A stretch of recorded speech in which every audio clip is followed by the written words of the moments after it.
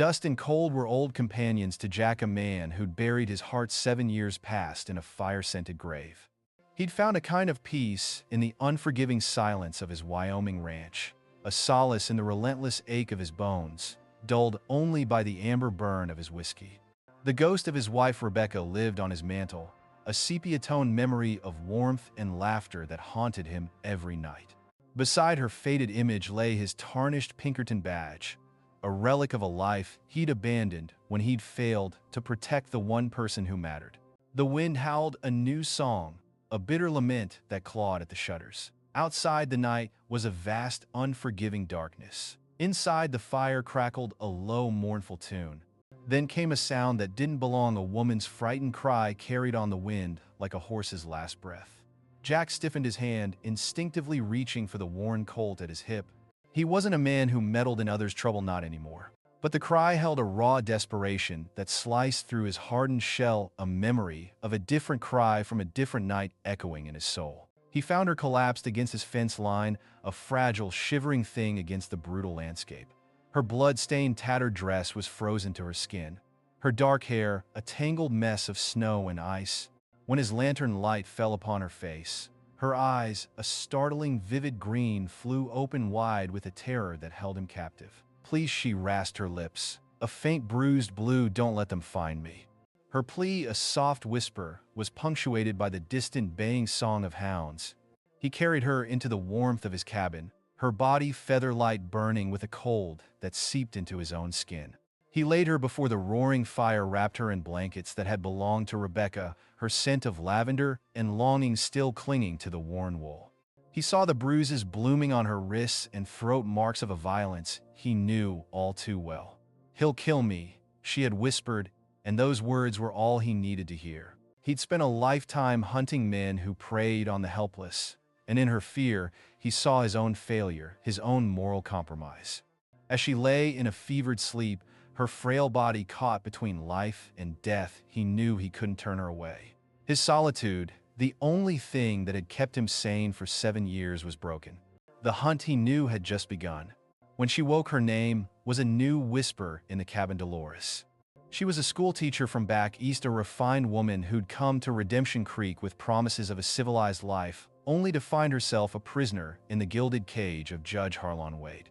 He owned the town, its law, its fear. "He's a righteous man, a guardian of civilization," she said, her voice bitter as she spoke the words that were meant to be a comfort. Her tale was a dark mirror of his own past, of a righteous man fighting a war he couldn't win.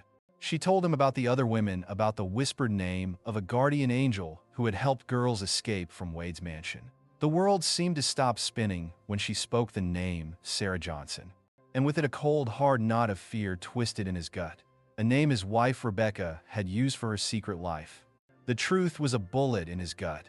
His beautiful, brave Rebecca, his sanctuary, hadn't been a victim but a warrior. She had died fighting for women like Dolores. He'd spent 7 years a ghost, haunted by a lie, blind to the war she'd been fighting right under his nose. Now, with the truth laid bare by a woman he'd just met, he had a choice. He could continue to hide in his self-imposed prison, or he could honor her memory. He chose to fight. He chose to finish what she started. He wasn't a lawman anymore, but the familiar weight of his Colt in his hand was a comfort he hadn't felt in years. He stood at his gate, facing down Wade's enforcer, Marshal Curtis, a man in a badge who was nothing more than a glorified thug. The sun glinted off the polished metal, a mockery of the justice it was supposed to represent. "Last I checked," Jack said, his voice as steady as the mountain wind, "my jurisdiction ends at my front porch." But this wasn't about a fugitive. It was about his land, the last piece of the valley. Wade didn't own the key to the railroad. A gunfight erupted, a chaotic, brutal symphony of blood and bullets that tore through the silence of the snow-covered pasture. Jack fought with a brutal ferocity he hadn't felt in years. He was no longer just a man protecting his land, but a righteous ghost seeking to right a decade-old wrong. And when Dolores appeared in the doorway, a revolver steady in her hand, he knew she was more than just a victim, but a survivor ready to fight. The burning cabin was a funeral pyre, a bitter echo of the fire that had taken Rebecca. Wade's men had sealed the exit to the tunnels, leaving them trapped in the mine with nowhere to run. They were surrounded, outnumbered, But they had something Wade didn't: the truth. Samuel's documents and Rebecca's journal evidence of a conspiracy so vast it threatened to bring down the whole territory. The tunnels that Rebecca had so painstakingly carved out of the earth now became their only escape, a path to justice, to a life beyond Wade's reach. They were no longer just running. They were fighting their every step, a silent rebellion. The journey was a crucible, a test of will and endurance. They were hunted, running on borrowed time, on feet and on horseback.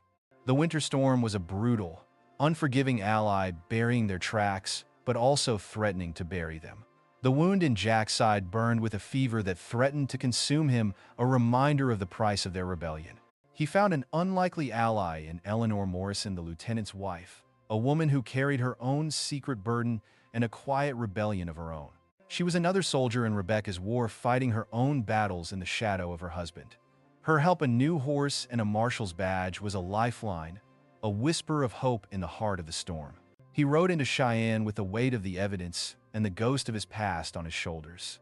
He carried the documents, the proof of Wade's corruption, and the knowledge that his brother Samuel had survived, was out there somewhere still fighting. He delivered the evidence to the federal marshal, a man he knew and trusted. The law, he was told, would finally catch up with Wade.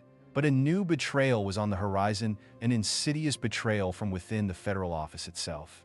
The betrayal came in the form of a deputy, a man Porter trusted, a man who had murdered the federal judge and stolen the evidence.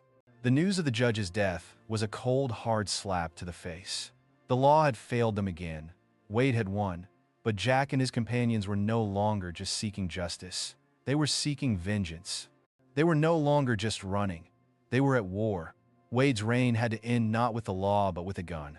And as he prepared to ride back to Redemption Creek, he knew this was his last stand, a final promise he had to keep for Rebecca, for Samuel, for the countless lives Wade had destroyed.